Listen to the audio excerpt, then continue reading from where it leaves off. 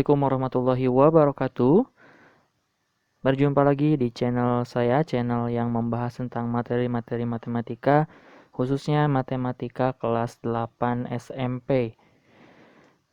Masih dalam bab lingkaran, kita akan melanjutkan pembahasan dalam bab lingkaran. Hari ini kita akan membahas tentang garis singgung lingkaran. Oke, sebelum kita membahas tentang rumus-rumus yang akan kita gunakan nanti, terlebih dahulu kita akan membahas tentang pengertian dari garis singgung lingkaran. Garis singgung lingkaran adalah sebuah garis yang ditarik dari sebuah titik di luar lingkaran, di mana garis itu menyinggung satu titik di lingkaran. Nah, titiknya disebut dengan titik singgung. Kemudian garis singgung itu selalu tegak lurus dengan jari-jari lingkaran. Oke, perhatikan gambar berikut ini. Di sini ada sebuah lingkaran dengan pusatnya di titik O. Ada beberapa garis di sana, ada garis yang berwarna biru, ada garis yang berwarna merah, dan ada juga garis yang berwarna hitam. Kita lihat terlebih dulu garis yang berwarna merah, atau garis PA dan PB di sana ya. PA dan PB ini merupakan garis singgung lingkaran. Kalau kita perhatikan dan kita samakan dengan definisi, maka kedua garis ini menyinggung lingkaran pada satu titik. Nah, PA menyinggung lingkaran di titik A dan PB menyinggung lingkaran di titik B, hanya satu titiknya. Jadi dikatakan menyinggung. Kemudian untuk garis yang berwarna biru ini, garis OA dan garis OB adalah jari-jari lingkaran. Panjangnya sama ya, OA sama dengan OB. Dan garis yang berwarna hitam, di sana ada garis OP atau PO. Ini merupakan jarak dari titik pusat ke titik yang ada di luar lingkaran, yaitu titik P. Nah, garis-garis yang ini, baik itu jari-jari maupun garis singgung lingkaran dan jarak dari titik pusat ke titik yang di luar lingkaran, ini akan selalu kalian pakai dalam materi garis singgung lingkaran. Selanjutnya ada beberapa sifat dari garis singgung lingkaran yang harus kalian ketahui dan kalian pahami. Yang pertama, pada setiap satu titik di lingkaran hanya dapat dibuat satu garis singgung. Contohnya di sini ada titik A, kemudian ada garis singgung PA. Nah, kita tidak bisa membuat garis singgung yang lain yang melalui titik A, di mana garis singgungnya tentu harus tegak lurus sesuai dengan definisi yang tadi. Begitupun dengan titik B, kita hanya bisa membuat satu garis singgung, yaitu PB. Tidak ada garis singgung yang lain yang bisa dibuat yang melalui titik B. Nah, sebagai contoh di sini ada satu titik tambahan, misalkan kita sebut titik Q. Kita akan mencoba membuat garis singgung ke titik A dan titik B. Nah, seperti ini garisnya. Ternyata dari titik Q ini, jika melalui titik A itu akan ada titik tambahan yang menyinggung lingkaran, sehingga garis QA itu menyinggung dua titik pada lingkaran. Begitupun dengan QB. Sehingga kalau menyinggung dua titik ini tidak bisa disebut sebagai menyinggung, tetapi memotong. Jadi terbukti ya, pada setiap satu titik di lingkaran hanya dapat dibuat satu garis singgung lingkaran. Kemudian sifat yang kedua, dari satu titik di luar lingkaran ini bisa ditarik dua buah garis singgung yang panjangnya sama. Contohnya ada titik P yang di luar lingkaran yang sesuai dengan gambar. Nah, dari titik P bisa dibuat dua buah garis singgung, contohnya PA dan PB. Garis singgung PA dan PB ini karena melalui titik yang sama di luar lingkaran yaitu titik P, maka panjangnya pun sama, yaitu PA sama dengan PB. Terakhir, sifat yang ketiga, garis singgung selalu tegak lurus dengan jari-jari lingkaran. Nah, karena tegak lurus di sini berarti pada titik A dan titik B ini merupakan sudut siku-siku. Karena kalau tegak lurus itu besarnya 90 derajat. Nah, sehingga terbentuk sebuah segitiga siku-siku OBP dan juga OAP dengan siku-siku di titik A dan titik B. Oke, itu sifat-sifat yang harus kalian ketahui dan kalian pahami dalam materi garis singgung lingkaran karena sifat-sifat ini bakal menjadi landasan untuk kita melakukan perhitungan, baik itu nanti untuk mencari panjang garis singgung atau menghitung panjang garis singgung persekutuan yang nanti akan kita bahas.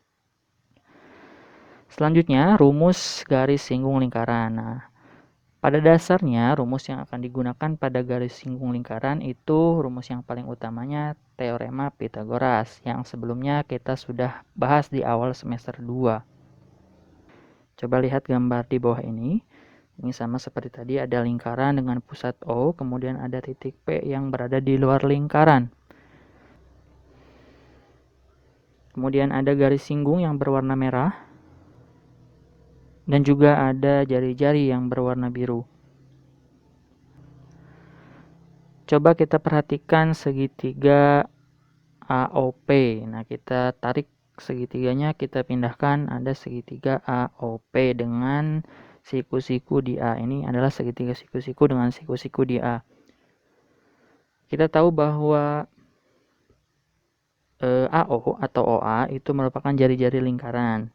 Kemudian OP itu adalah jarak dari titik pusat ke titik P atau titik yang ada di luar lingkaran. Dan garis AP adalah garis singgung lingkaran.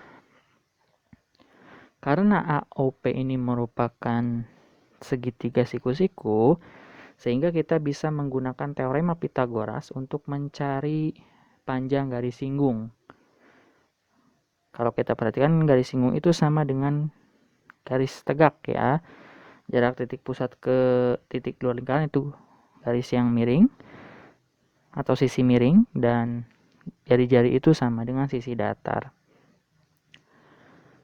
Sehingga panjang garis singgungnya sama dengan akar dari miring kuadrat dikurangi datar kuadrat, atau OP kuadrat dikurangi OA kuadrat. Ini adalah rumus untuk mencari garis singgung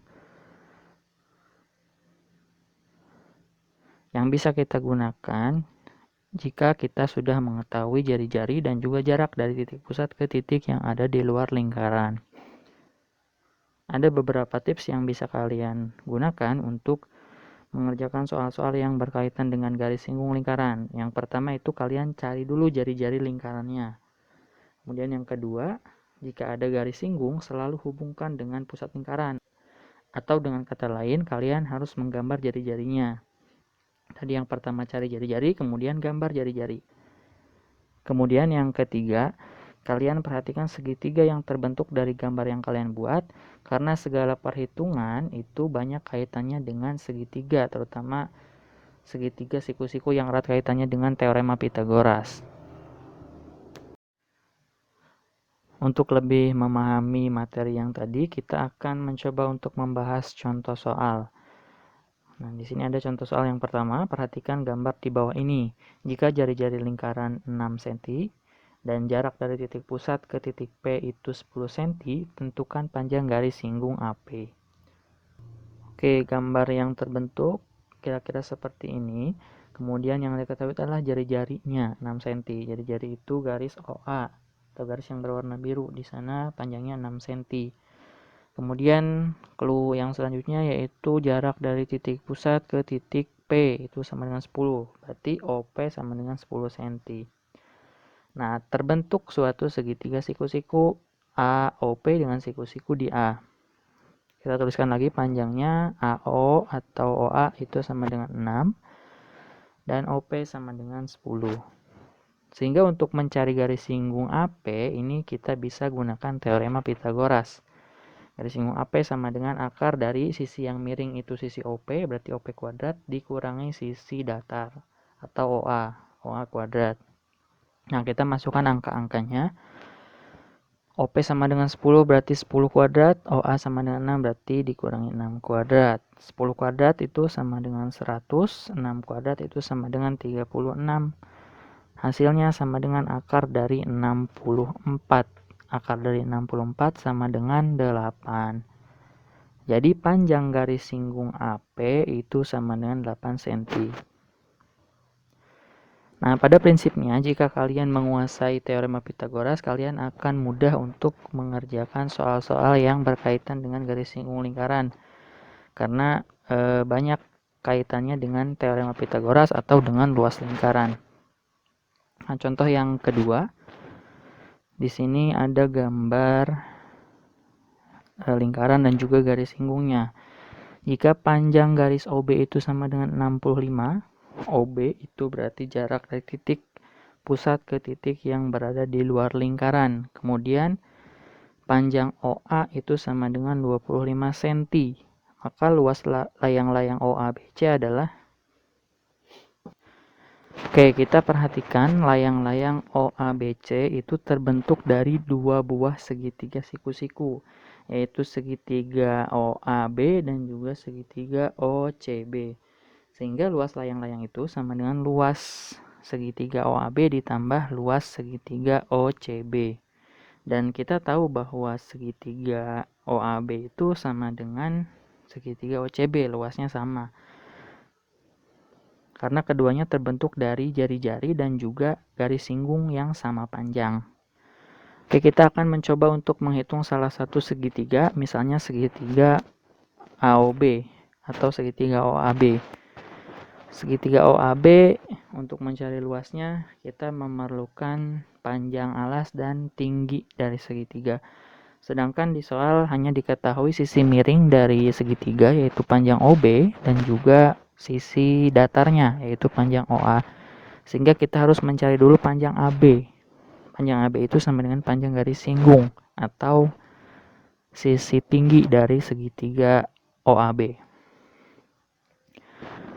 Untuk mencari panjang AB, langsung saja kita gunakan teorema Pythagoras. Garis singgung AB sama dengan akar dari OB kuadrat dikurangi OA kuadrat. OB kuadrat berarti 65 kuadrat dikurangi OA kuadrat, berarti dikurangi 25 kuadrat. 65 kuadrat itu sama dengan 65 kali 65, hasilnya 4425. Kemudian dikurangi 25 kuadrat. 25 kuadrat itu 25 kali 25, hasilnya 625. Sehingga setelah dikurangi hasilnya menjadi 3600 atau akar dari 3600. Akar dari 3600 itu sama dengan 60. Nah, kita sudah mengetahui panjang AB-nya sama dengan 60 cm, sehingga kita bisa mencari luas dari segitiga OAB. Alas kali tinggi dibagi 2, atau setengah kali alas kali tinggi, berarti 26 kali 60 dibagi 2. Nah, di sini kita coba 60-nya dibagi 2 dulu, dicoret, hasilnya 30, sehingga luas segitiga OAB sama dengan 26 kali 30, hasilnya 780 cm persegi. Dari sini kita bisa mencari luas layang-layang, tinggal kita kalikan saja 2 luas dari segitiga OAB. Karena segitiga OCB itu sama dengan segitiga OAB luasnya. Sehingga luas layang-layang sama dengan 780 cm persegi dikali 2. Hasilnya 1560 cm persegi. Oke, jadi untuk mencari luas layang-layang ini, tadi kita menggunakan teorema Pythagoras untuk mencari panjang dari garis singgung. Kemudian kita gunakan luas segitiga sebagai cara untuk menghitung luas dari layang-layang. Pada intinya, untuk mengerjakan soal-soal yang berkaitan dengan garis singgung lingkaran, kalian bisa menggunakan